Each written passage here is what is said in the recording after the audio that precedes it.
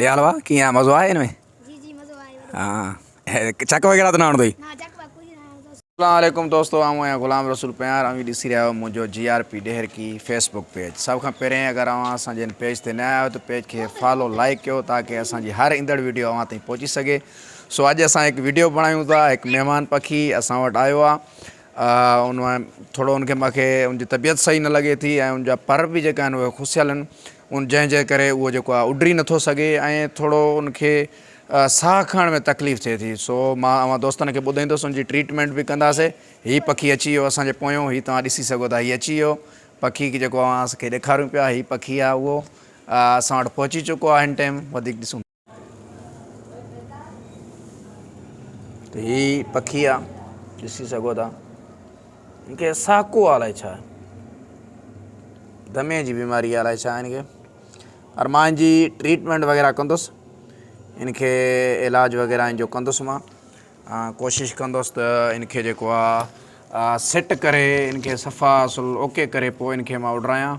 ऐं हाली त उॾरण जहिड़ो न आहे, इनखे सेट करे पोइ उॾराईंदासीं ऐं इनखे ट्रीटमेंट करण जी कोशिशि कंदासीं ऐं इनखे दवा वग़ैरह ॾींदासीं। हीअ गुज़िरियल ॾींहुं असां वटि पहुतो आहे। राति बि इनखे गोश्त वग़ैरह जेको आहे थोरो खारायो आहे, जेको खाई सघियो।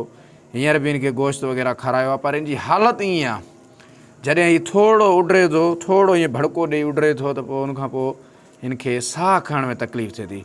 सो जेका दोस्त इन में इन जे बाबति ॼाणो था, को मेडिसिन वग़ैरह तव्हांजी ॼाण में आहे त तव्हां ॿुधायो। बाक़ी मां पंहिंजे हिसाब सां उहा जेकी आहे उहा ई ॾींदुसि। हीअ ॾिसी सघो था,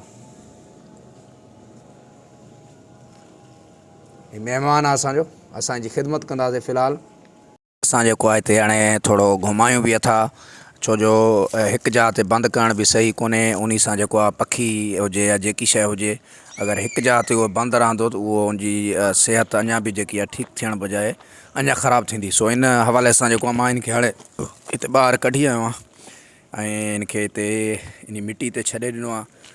इहो जीअं घुमे, थोरो इनजे पेरनि में साह अचे, ताक़त अचे। पर वीचारे यार थियल अलाए छा आहे, बसि थोरो उॾरे थो, माना ईअं दमो अथसि अलाए छा। जीअं पाण कंहिं पोड़े खे दमो थी वेंदो आहे, साह पोइ थोरो खां ज़्यादा हलंदो आहे, पोइ उनजी जेका तबियत जेकी आहे उहा सही न रहंदी। उहो साह खे माना मतिलबु की हौकदो आहे सिर्फ़ु। हाणे हीअ बि थोरो अगरि इनखे पाण उॾरायूं था न, थोरो इनखे उॾरायूं था, पोइ वरी हीअ जेको आहे न ईअं ई साहकणु पइजी वञे थो। राति जो इनजी तबियत थोरी बहितर हुई। दोस्त जेका असां सां राब्ते में आहिनि, जेका दोस्त असांखे ॾिसनि पिया, सो उन्हनि खे अपील आहे त अगरि अव्हांखे का बि ॼाण हुजे, का अहिड़ी इनखे दवा वग़ैरह ॾियणी आहे, त उन हवाले सां जेको आहे असांखे कमेंट्स में ॿुधाइनि, त जीअं असां हिकु बेज़ुबान पखी खे जेको आहे बचाइण में किरदारु अदा कयूं। ऐं छो जो हिन जो त को दवा वग़ैरह कराए न सघंदो आहे। ख़ुदा ताला जे ई करम रहम सां इहे पखी, इहे जेका आहिनि पंहिंजो पखी कीड़ा मकोड़ा, उन्हनि जी शफ़ा पंहिंजो पाण थी वेंदी आहे। पर हिकिड़ो हीअ असांजे हथु आयो आहे, हीअ असांजो ईअं सम्झो की महिमान थी आयो आहे। त हाणे कोशिशि इहा कबी त इनखे जेको आहे इनखे दवा वग़ैरह जेकी इनजी थींदी आहे उहा कंदासीं। दवा वग़ैरह करे इनखे बिल्कुलु सिहतयाबत करे पोइ जेको आहे हितां उॾराईंदासीं। ऐं हिन जा ई पर वग़ैरह बि जेका आहिनि उहे खुसियल आहिनि, अलाह कंदो इहे अची वेंदा।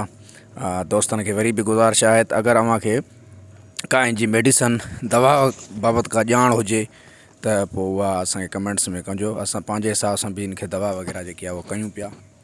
वरी महिरबानी, अलाह ताला सभु खे ख़ुशि रखे। ॾे हलवा कीअं मज़ो आहे हिन में? जी जी मज़ो आयो। चक वग़ैरह त न आणदो ही? ना जक कुछ ना तो सही है। हाँ ठीक ठीक, वेरी गुड यार। डर तो न लगे तो इनको? ना ना डर कुछ को। छो? विरदो ही कोने, बेज़ुबान पखी है। हाँ।